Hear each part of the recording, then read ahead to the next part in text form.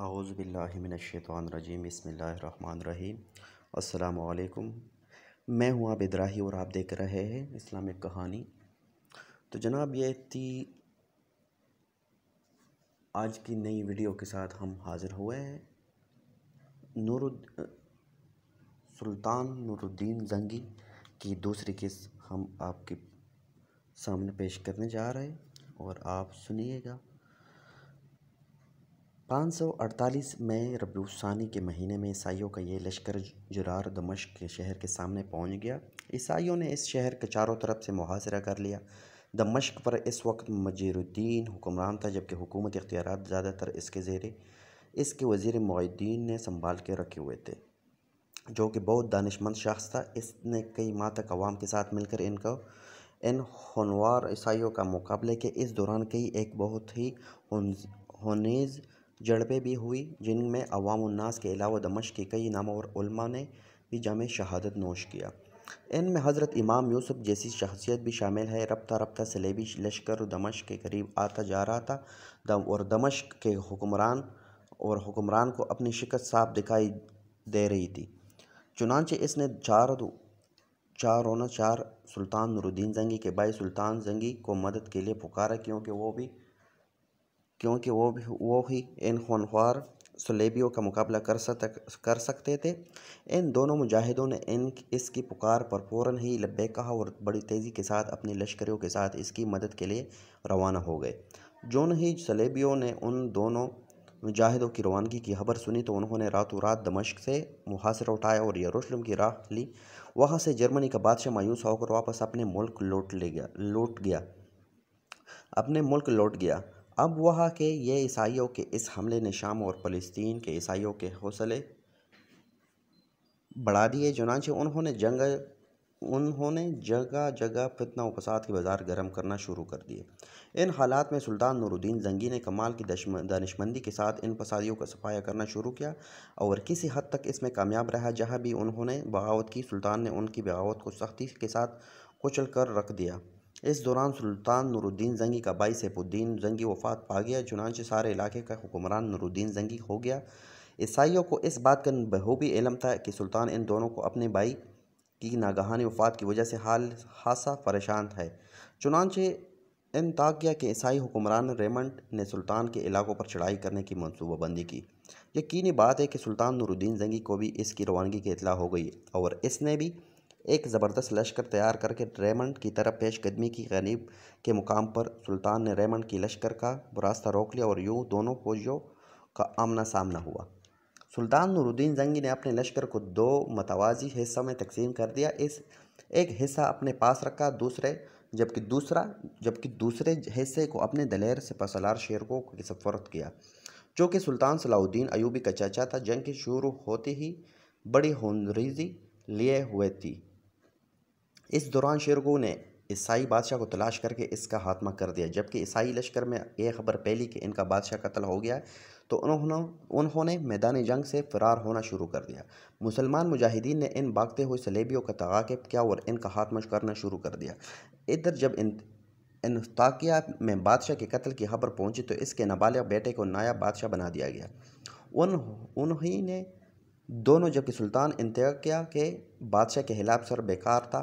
دمشق کا سپاسالار معین الدین انتقال کر گیا اور اب دمشق کا حکمران خود سپاسالار بن گیا، جو کہ حد درجہ خود سر اور نالائق تھا۔ سلطان نے جب یہ سنا کہ عیسائیوں نے دمشق کا رخ کر لیا اور دمشق کے ایک قریبی شہر حران کے نواحی علاقوں میں اچھی خاصی تباہی مچانا شروع کر دی ہے، سلطان نے ان حالات کی خبر پاتے ہی دمشق کے حکمران مجیر الدین کو پیغام بھیجا اور وہ اپنا لشکر تیار رکھے اور میں خود اپنے لشکر کے ساتھ آ رہا ہوں، تاکہ عیسائیوں کے ان لشکروں کا خاتمہ کیا جا سکے جو کہ مسلمانوں کے علاقوں پر حملہ آور ہو چکے ہیں۔ مجیر الدین ایک نالائق شخص تھا۔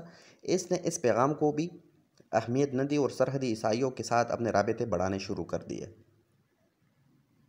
سلطان کو جب اس نالائکی کی خبر ملی تو اس نے اپنے لشکر کے ساتھ کوچ کیا اور اپنے لشکر کے وہ حصے کیے۔ ایک حصے نے اپنے سپاسالار شیرکو کے سپرد کیا اور دوسرے کی کمان خود سنبھالی۔ شیرکو کو اس نے حرم شہر کی طرف روانہ کیا اور خود ملک شام کی طرف بڑھا۔ سلطان دمشق جانے سے پہلے بغلب شہر پہنچ گیا جہاں کے لوگوں نے خشک سالی کی شکایت کی۔ اللہ کا کرنا یہ ہوا کہ اسی روز خوب زور کی بارش ہوئی اور بغل کے لوگوں نے اسے سلطان کی برکت تصور کیا اور اس کی کامیابی کے لیے دعا کی۔ سلطان جب دمشق کے قریب پہنچ کر پڑاؤ ڈال چکا تو دمشق کے حکمران مجید الدین نے نہایت گستاخانہ خط سلطان کو لکھا، مگر سلطان نے جواب میں بھجوایا کہ یا تم خود میرے پاس آ جاؤ یا اپنے کسی اعتماد والے شخص کو بھیج دو تاکہ باہمی طور پر گفتگو کر کے کسی اچھے فیصلے پر پہنچا جا سکے۔ مگر مجید الدین نے اسے سلطان کی کمزوری خیال کیا اور پھر جب سلطان نے دمشق کا محاصرہ کر لیا تو مجید الدین نے آخرکار معافی مانگ کر صلح کی درخواست کی۔ سلطان نے کمال تحمل و بربادی کے ساتھ اس کو معاف کر دیا۔ دمشق کے حالات کو درست کرنے کے بعد اب سلطان نے عیسائیوں کے مشہور اور مضبوط شہر افامیہ کی طرف اپنی توجہ مرکوز کی۔ یہ عیسائیوں کا ایک بہت ہی مضبوط گڑھ تصور کیا جاتا تھا۔ یہاں دراصل عیسائیوں کی بہت بڑی تعداد موجود تھی جو کہ جنگی مہارت رکھتے تھے۔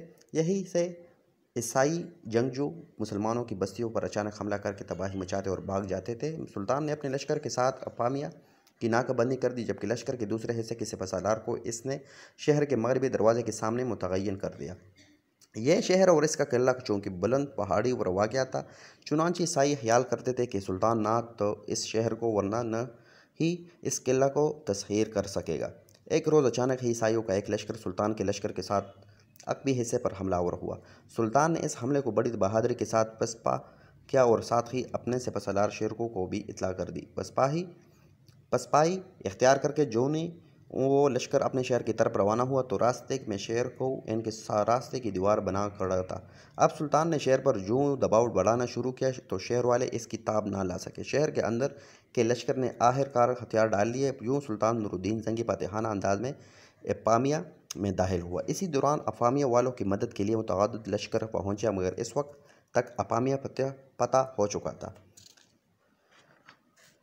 افامیہ کے فتح کے بعد سلطان نور الدین زنگی کے لیے ایک مہم درپیش آ گئی۔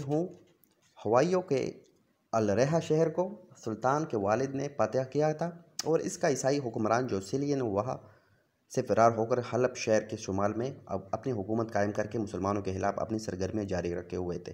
یہ ایک نہایت ہی مکار اور مسلمانوں کا سخت ترین دشمن تھا اور ان دستوں کی سرپرستی کیا کرتا تھا جو مسلمانوں کے علاقوں پر حملہ آور ہوتے تھے۔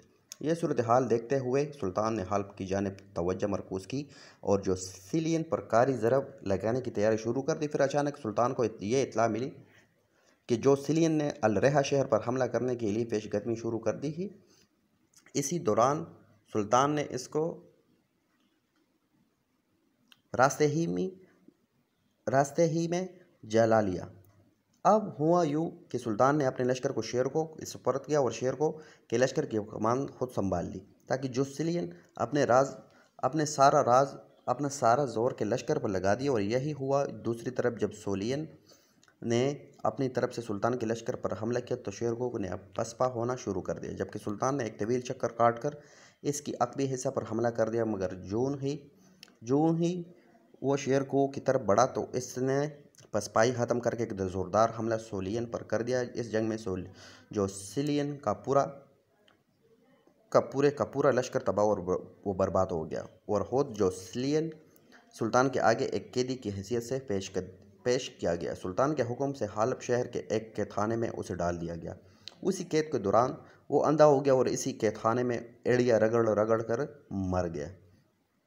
نور الدین زنگی جو سیلین کے بری طرح شکست دینے کے بعد اس علاقوں پر قبضہ کرنے کے بعد عیسائیوں کے اہم علاقوں کی طرف بڑھا جہاں عیسائی رضاکار یورپ سے آ کر جمع ہو گئے تھے اور انہوں نے ارد گرد کے امن پسند مسلمانوں کو تنگ کرنا روز کا معمول بنا لیا تھا۔ یورپ سے آنے والے عیسائی رضاکار بھی اس وقت بھی بے بس دکھائی دیے۔ جب نور الدین زنگی نے ان پر دعویٰ بولا، نہایت ہی قلیل عرصے میں سلطان نے عیسائی فوجوں سے کورس تلت خالد اور کفر سوپ مادندان فرغش اینتاب نہر بہوز اور چند دیگر اہم ترین اور مضبوط قلعے بزور بازو چین لیے۔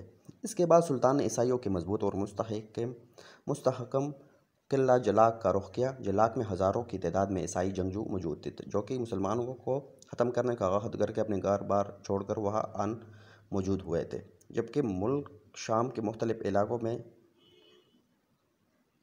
عیسائی جنگجو سے عاملے تھے جن کی تعداد ہزاروں سے متجاوز تھی۔ جلاک شہر کی پیسل مضبوط اور مستحکم تھی اور عیسائیوں نے اس کی حفاظت کے لیے بڑی ہی زبردست تیار رکھی تھی۔ سلطان نے جب اس شہر کا محاصرہ کیا تو اس کا لشکر پیسل کے نزدیک پہنچ گیا، مگر عیسائیوں نے اس کے لشکر پر پتھروں اور تیروں کی بارش کر دی۔ چنانچہ بطور احتیاط مسلمانوں کو فصیل سے دور ہٹ جانا پڑا۔ سلطان نے منجنیق سے جب سنگباری کی تو قلعہ کی دیوار میں شگاف پڑ گیا اور مسلمانوں اس شہر میں آسانی سے داخل ہو گئے۔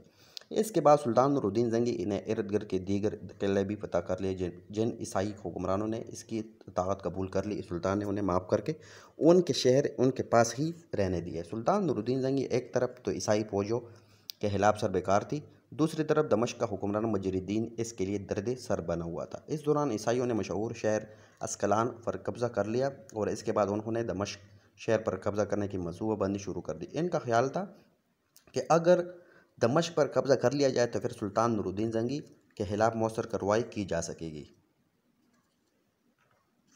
مجر الدین کو سلطان کئی مرتبہ معاف کر چکا تھا، مگر وہ پرلے درجے کا بدعہد شخص تھا، جبکہ اس کا لشکر بھی کوئی خاص نہ تھا۔ سلطان کو یقین تھا کہ اگر عیسائیوں نے دمشق پر دعویٰ بول دیا تو مجر الدین کسی بھی طرح اس کا دفاع نہیں کر پائے گا۔ چنانچہ اس نے مجر الدین کو سبق سکھانے کا فیصلہ کر لیا۔ سلطان نے جب دمشق کا محاصرہ کیا تو اس کی لشکریوں نے بہت ہی کم عرصہ مزاحمت کی اور جلد ہتھیار ڈال دیے۔ سلطان نے تمام رعایا کو بالکل معاف کر دیا کیونکہ سب ہی مسلمان تھے۔ مجر الدین کو ایک قیدی کی حیثیت سے اس کے سامنا آیا، مگر سلطان نے اسے معاف کر دیا اور حمص شہر میں اس کو بھیج دیا، جبکہ اس کی گزر وقت اوقات کے لیے ایک جاگیر بھی عطا کر دی۔ اس کے بعد سلطان نور الدین زنگی کی سلطنت حرم شہر سے موصل تک پھیل گئی۔ اس فتح کے بعد خلیفہ بغداد نے خوشی اور فخر کا اظہار کرتے ہوئے سلطان نور الدین زنگی کو الملک العادل کا خطاب عطا کیا اور دلی مبارکباد بھی بھیجی۔ عیسائیوں کی پشت پناہی فرانس اور جرمنی کے بادشاہ تو کر ہی رہے تھے، مگر یروشلم کا بادشاہ بالڈون بھی کچھ کم نہ تھا، مگر اچانک ہی وہ کسی بیماری سے مر گیا اور اب حرم شہر ہی عیسائیوں کا گویا مرکز بن گیا۔ اب حرم شہر سے عیسائی لشکری راتوں رات کو چوری چھپنے نکلتے اور مسلمانوں علاقوں میں اچانک تباہی مچا کر بھاگ کھڑے ہوتے۔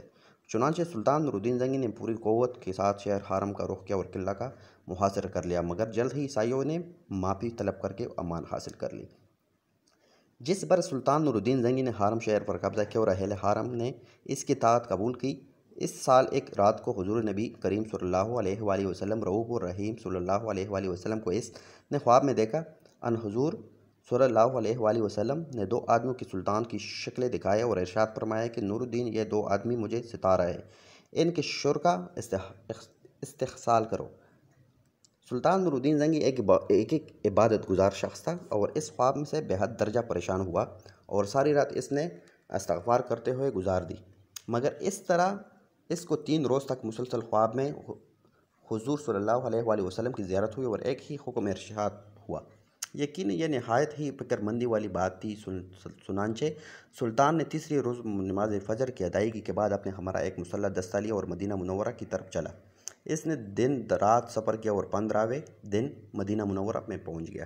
اہل مدینہ یوں اچانک اس کی آمد پر حیران ہو گئے کیونکہ وہ ایک سلطان تھا اور اس کی آمد کی اطلاع پہلے ہی پہنچ جایا کرتی تھی۔